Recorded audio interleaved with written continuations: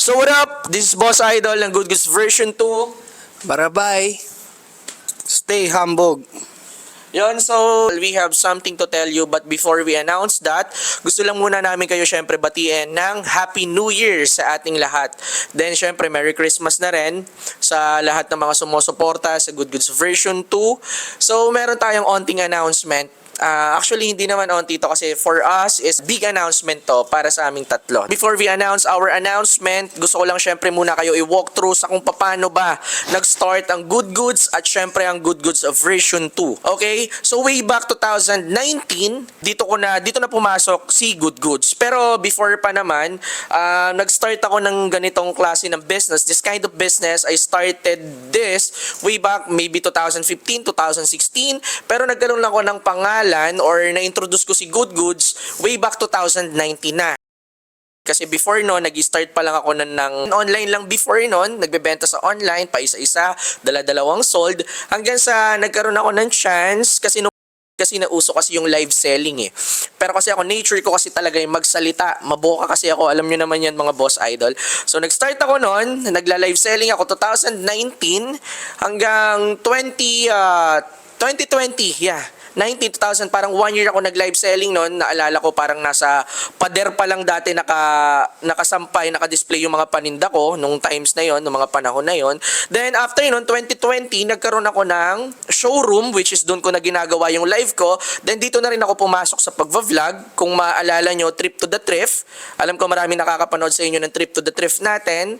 Ayun, way back 2020 yon hanggang 2023. So yon, ayun yung history ng Good Goods. Sobrang ikli lang ng history ng Good Goods kasi kung per detail ko ay sasabihin sa inyo, medyo magiging mahaba na. Then, eto na, dito na tayo sa Good Goods version 2 kung paano nag-start ang Good Goods version 2. Sige bye, ikwento mo sa amin kung paano nag-start ang Good Goods V2. Hindi ko alam kung anong month natin kung kailan, anong month ka nag-reach out sa akin, pero 2023 yon.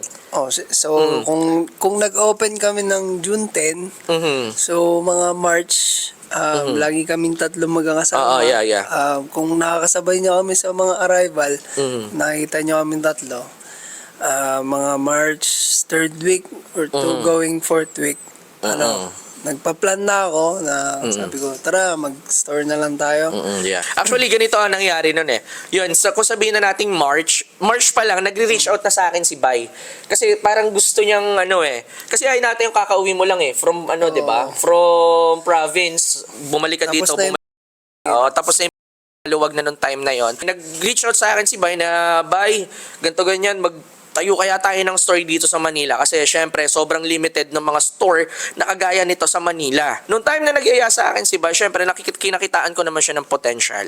'Di ba? Mabait na tao si Bay, kinakitaan ko siya ng potential, okay, mapagkakatiwalaan, parang hindi ako magsasayang ng oras, ng effort. Actually si Bay ang nakakita nitong store na to, itong location na to. Ako lang kumbaga ang nag-deal. Anong month mo nakita tong store? So yun, kung mga kasi March kung din. kailan ako nagsabi, pagka napag-usapan namin na may potential, agad-agaran akong nilalakad ko kagad. So by April na yun, mga first week ng April, bago mag-Holy Week yun, tandang-tanda ako. Yan, so yun, last year to excited na excited si Bay nun eh. Pero ang ginawa ko nung time na yun, sabi ko, titignan ko muna. So nasa akin ang final decision kung kukunin namin tong store na to or hindi. So nagpunta ako dito, malapit lang sa amin, parehas malapit sa amin yung area. Gitna namin to. Gitna nung kanya-kanya namin bahay na tinitirhan to. So ayun, nung nakita ko yung yung spot, malaki. Maganda yung spot, sobrang laki. Ang ganda. Ang pinaka lang din dito natin is wala siyang proper foot traffic. Pero dinil ko pa rin. Sabi ko, why? Kasi kaya naman siguro to ng digital marketing. Kumbaga, nagtiwala ako sa sarili ko. Kinasa na namin yung deal. Then dito na pumasok si Hambog. Nung pumasok na si Nixon, bakit ba napasok si Nixon? Kasi sometimes may mga nagtataka, bakit biglang nandito si Nixon? Family friend kami na hindi natin masyadong, di ba? Late na natin nalaman. Magkababata pala tayo. Oo, late na namin nalalaman na magkababata pala kami nito ni Nixon. So, here is the catch. Ito na yung nangyari nun. So, ang plan before is dalawa kami ni Jared lang. Dalawa lang kami ni Bay noon na mag-start sana nitong shop ng store na to.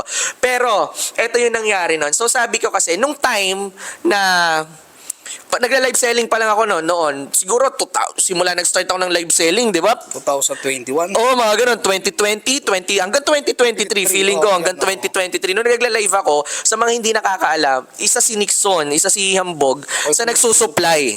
Isa siya na sa nagsusupply sa akin ng mga paninda ko.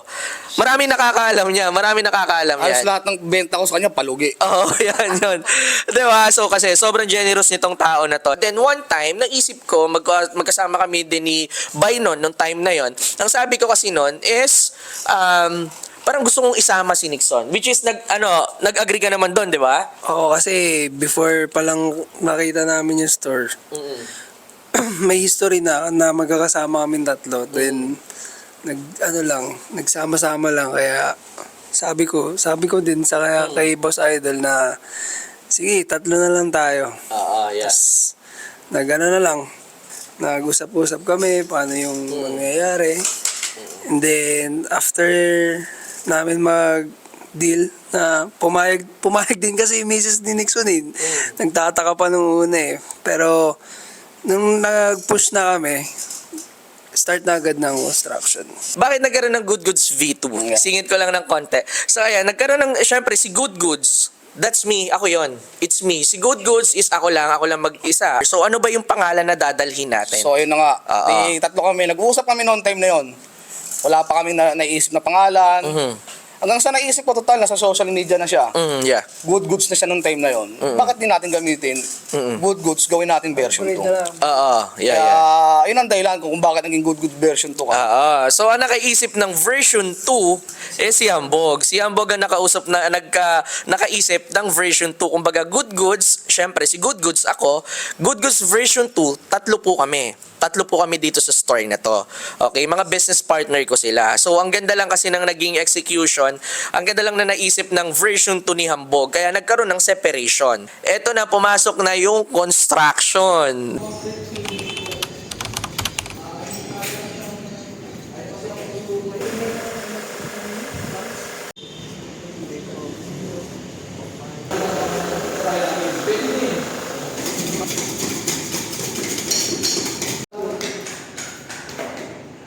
Yo, what's up mga boss idol? So, ayun na. Naglilinis na kami ng mga ng flooring. Let's go. Let's go. Let's go. Huh. Yung ilaw ayaw. Dave! Woohoo! Woo! Finally!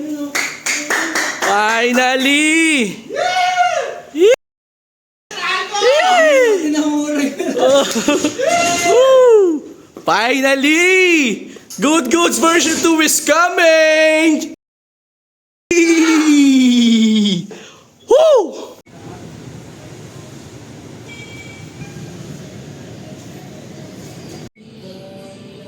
What's up? This is Good Goods version 2.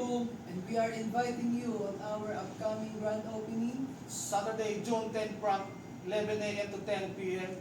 Hope you guys to see you here. Kita-kits tayo dito sa Good Goods version 2. See?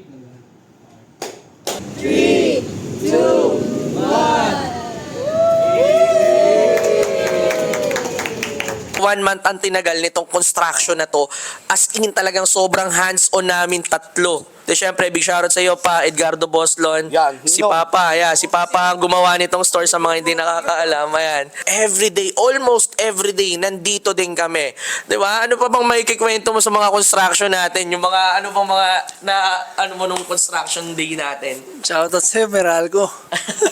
Shoutout nga pala sa utol ko na gumawa ng mga ilaw namin. Yes, tama. Arnaldo Anglo. Oo, si Kuya Arnold. Siya gumawa ng mga lights namin na to, kung paano buo itong mga to. Napakahirap to. Di nyo ba alam yung istorya ng Good Goods na to? Napakahirap na to. Yes, totoo. As in. Napakahirap to bago namin to nabuo. Totoo yun. Isang buwan namin to tinago na to para lang malihim namin para sumabog na ganung kaganda to.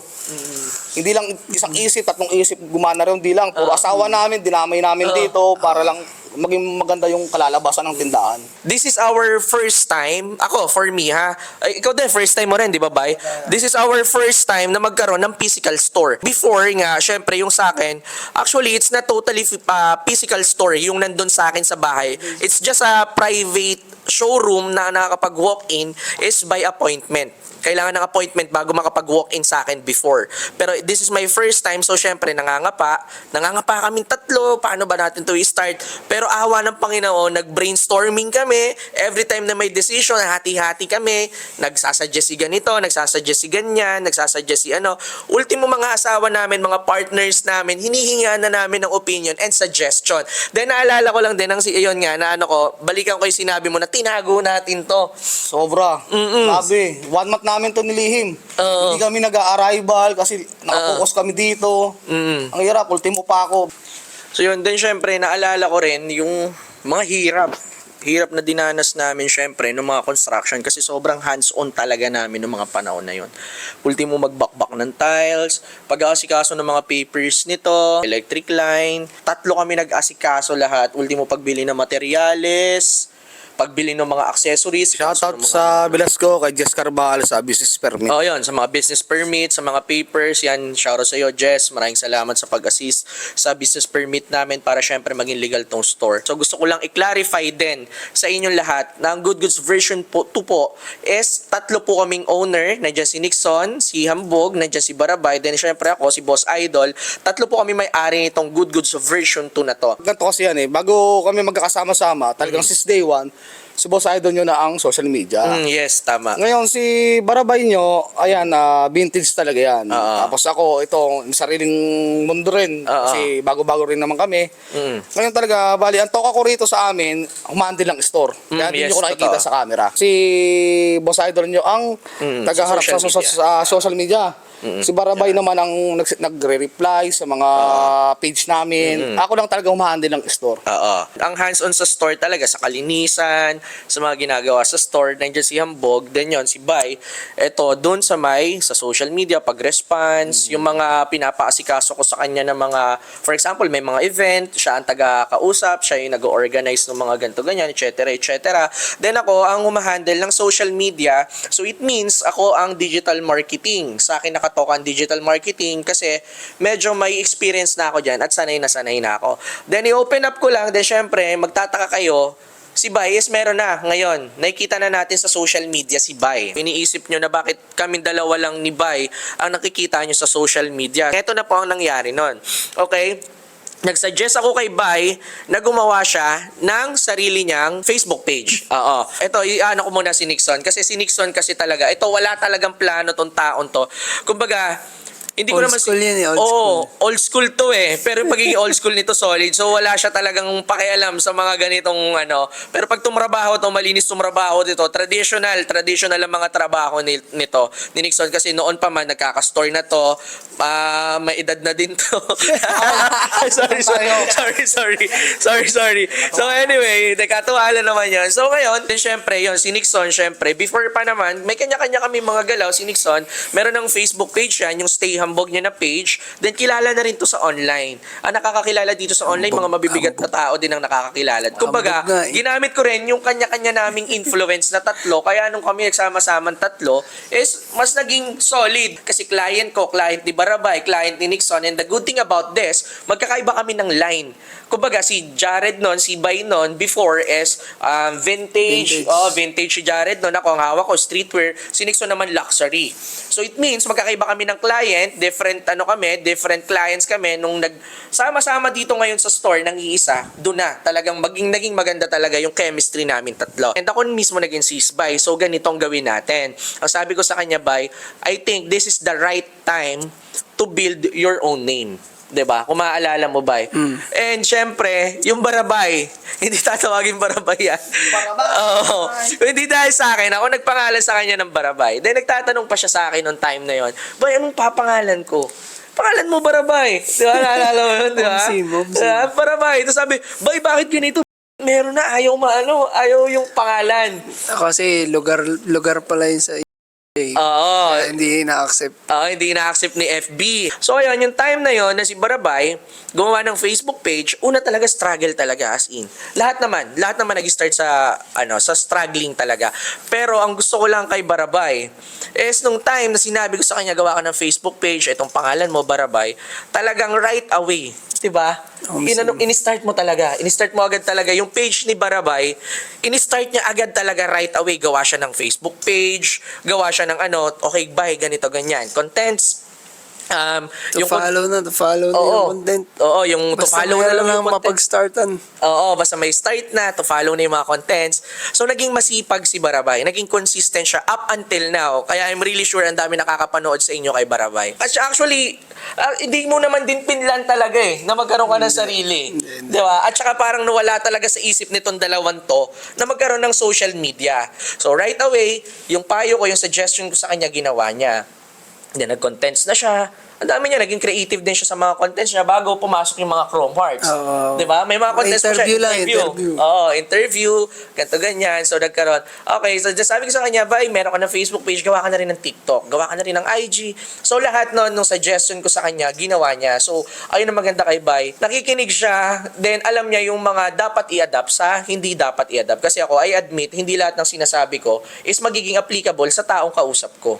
So, nasa sayo lang yun kung paano mo siya kukunin, paano mo siya i-receive. Yes, sir. Nagkataon lang talaga na si Bay, in-adapt niya yung mga sinabi ko, then tingnan mo naman si Bay ngayon. 'Di ba nang mamanong hits? 'Di ba? 'Di ba? 'Di ba? Hinatid ko siya doon sa may pintuan.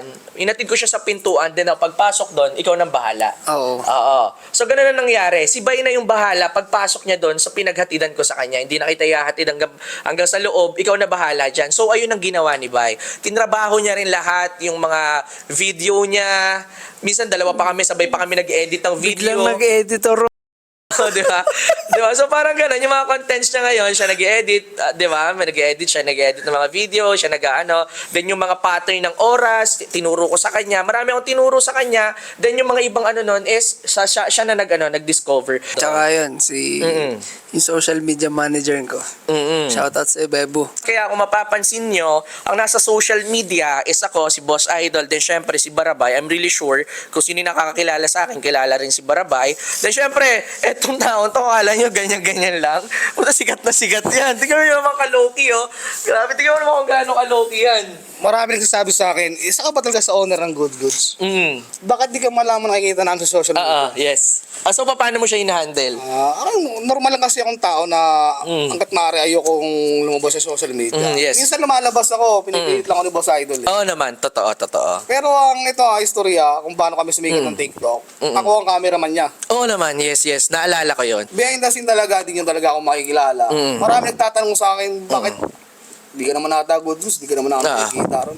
Akin walang problema sa akin dahil di ko naman pinapangarap. Di ko pinapangarap maging isang So, kumbaga, hindi niya line yun. Kumbaga, una pa lang, inamin niya na, pre, hindi niyo ako maaasahan sa social media. Kayo na ang bahala dyan. So, that's why ako nakatoka sa social media. Kaya hanggang ngayon, kung mapapansin nyo, si Hambog is wala sa social media. Low-key tong tao na to, pero paldo to palagi. wow. Alam ng mga alam ng mga tropa natin lahat yan dyan. Sa Manila, sa buong Pilipinas, kilala to si Nixon. Alam nyo yan, di ba? Kaya di malaman ko umaharap sa camera. Kaya sila lang, okay na, masaya na ako ron. Nakita ko lang mag-boom yung tindahan, masaya na ako. Ayun lang akin.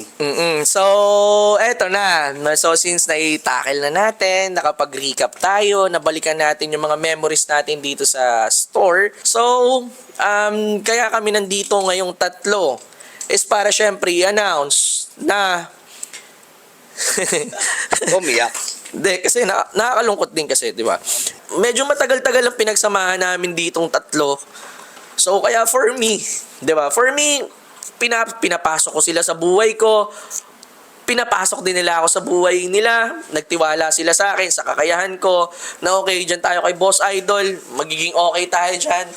Pag sumama tayo sa kanya. So, dun pa lang sobrang na-appreciate ko tong dalawang to. Masaya ako kasi, syempre, nakita ko naman yung mga progress ng dalawa. Ultimo ako, may malaki rin yung naging progress kung magkakasama kami. Pero ang nakakalungkot lang dito is yung maghihiwa-hiwalay na nga kami. So, ako, si Boss Idol, is, I am officially announcing. Pero syempre, makikita nyo pa rin kaming tatlo na magkakasama. Pero yung Good Goods version 2 is wala na po. Wala na po ang Good Goods version 2. That's the sad announcement na i-announce namin tonight.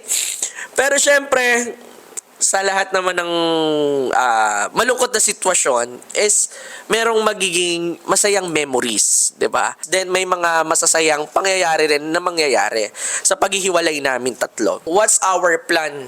Okay, so ako na muna mag-start. Ang plan natin after this announcement, since wala na ang Good Goods version 2, ito pong story na to is magi-stay po itong story na to kung saan located ang Good Goods version 2, pero hindi na po siya Good Goods version 2. Babalik po natin siya sa Good Goods. So ibabalik natin siya sa Good Goods, hindi na po Good Goods version 2 since ako na lang po ang matitira dito na magi-stay sa story na to. Then syempre, what's your plan after this? So, starting 2025, ayun naman na yung plans namin tatlo.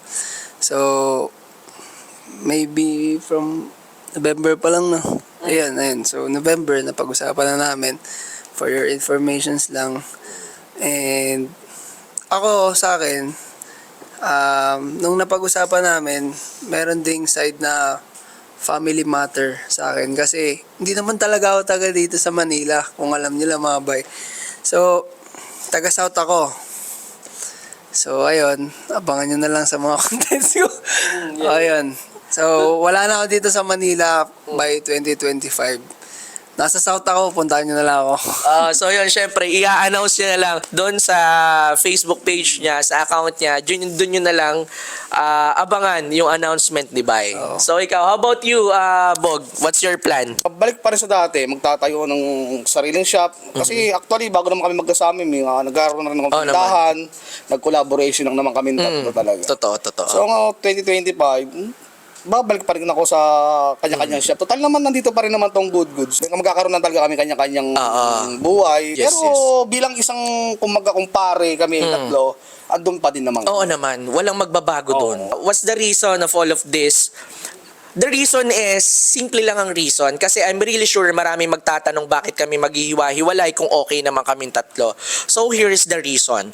Mga Boss Idol kasi, habang tumatagal tayo, may kanya-kanya tayong mga plans, may kanya-kanya tayong mga opportunity as a individual. For example, kay Bay, may mga opportunity sa kanya. Sa akin, may mga opportunity sa akin. Kay Hambog, maraming opportunity sa kanya. May mga iba't ibang opportunity.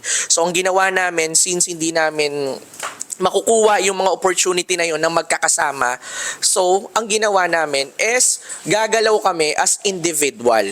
Okay?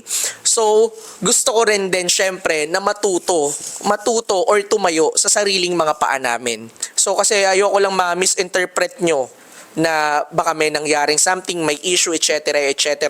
Wala po kaming issue.